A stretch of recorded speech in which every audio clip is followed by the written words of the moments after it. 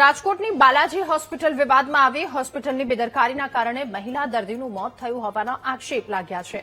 દર્દીના પરિવારજનોએ હોસ્પિટલના ડોક્ટર કવિતા લાડાણીની સામે ગંભીર આક્ષેપ કર્યા.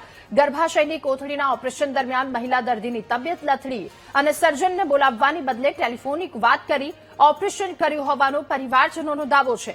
કેસ ક્રિટિકલ થઈ જતા ડોક્ટર કવિતાએ સર્જન સાથે ફોન પર વાત કરી અને ઓપરેશન કર્યું તો મહિલા દર્દીની તબિયત વધુ લથડતા એલએમ્સ હોસ્પિટલમાં ખસેડવામાં આવ્યા. આ હોસ્પિટલમાં 12 કલાકની સારવાર બાદ તેમનું મૃત્યુ થયું.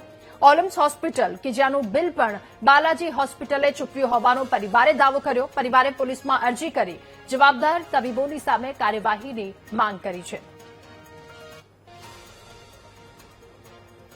તો મૃતક દર્દીના પરિવારનો આક્ષેપ છે કે તબીબની બેદરકારીના કારણે મહિલાનું મોત નીપજ્યું.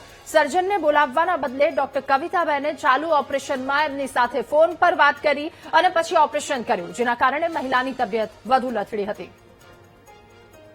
એમ કીધું કે આનું કારણ શું હોઈ શકે, તો એ કે અમારી પાસે તો ઓલરેડી કેસ ક્રિટિકલ થઈને જ આવેલો છે બાલાજી હોસ્પિટલમાંથી. એને અમને એવું કીધું.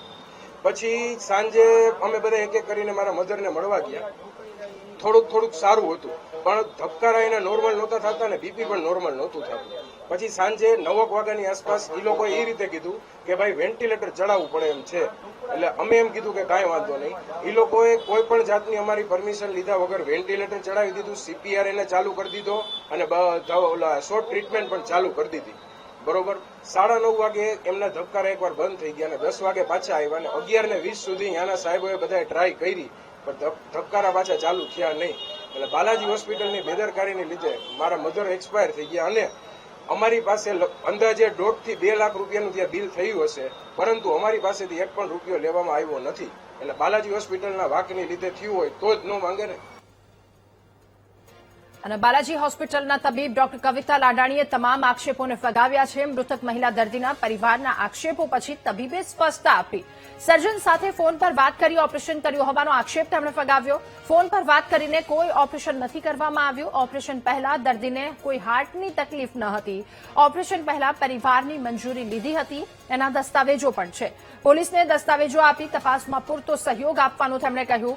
તો ઓલમ્સ હોસ્પિટલમાં પણ બિલ ભર્યું હોવાની વાત ડોક્ટર કવિતાએ નકારી છે. જોયું તો નાડીના ધબકારા ખૂબ વધારે હતા, એટલે તરત જ આપણે ફિઝિશિયનને ઇન્ફોર્મ કર્યું. ફિઝિશિયને જોયું અને કીધું કે ભાઈ આમાં થોડુંક મતલબ કહેવાય કે થોડું કોમ્પ્લિકેશન જેવું છે. આમાં આપણને એવું લાગે છે કે લોહીનો ગઠ્ઠો ક્યાંક છાતીમાં ફસાઈ ગયો છે, એટલે કે છાતીની જે લોહીની નળીઓ હોય એમાં. એટલે આપણે આપણા તરફથી થાય એટલી ટ્રાય કરી છે. જો જરૂર લાગશે તો આપણે કાર્ડિયોલોજીસ્ટને બતાવવાનું થશે. બરાબર, આવી રીતે બધું સગાને સમજાવ્યું. આપણા તરફથી પેશન્ટને સ્ટેબલ કરી અને તો બી જોયું કે પેશન્ટ થોડું વધારે ડિટેરિયોરેટ થાય છે, આપણે કાર્ડિયોલોજીસ્ટમાં શિફ્ટ કરવું જ પડશે. એટલે બને એટલું જલ્દી સગાને સમજાવી બરાબર કન્સેન્ટ લઈ અને પછી આપણે એમને કાર્ડિયોલોજીસ્ટ યુનિટમાં શિફ્ટ કરેલ છે. બેન, આક્ષેપ જે છે તમારી ઉપર કે ઓલમ્પસ હોસ્પિટલમાં ખસેડવામાં આવી અહીંથી અને તેનું બિલ બાલાજી હોસ્પિટલે ભર્યું, એવું શા માટે?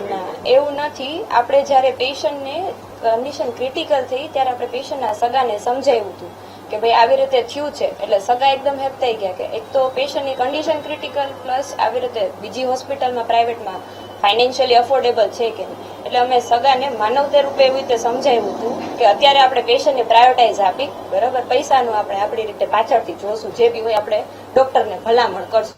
તો બાલાજી હોસ્પિટલના તબીબનું આ નિવેદન, તેમણે તમામ આક્ષેપોને ફગાવ્યા છે. કહ્યું ફોન પર વાત કરી, કોઈ સર્જન સાથે વાત કરી અને ઓપરેશન નથી કરવામાં આવ્યું. ઓપરેશન પહેલા દર્દીને કોઈ હાર્ટની તકલીફ ન હતી અને ઓપરેશન પહેલા પરિવારની મંજૂરી લીધી, તેના દસ્તાવેજો હોવાનું પણ ડોક્ટરે કહ્યું.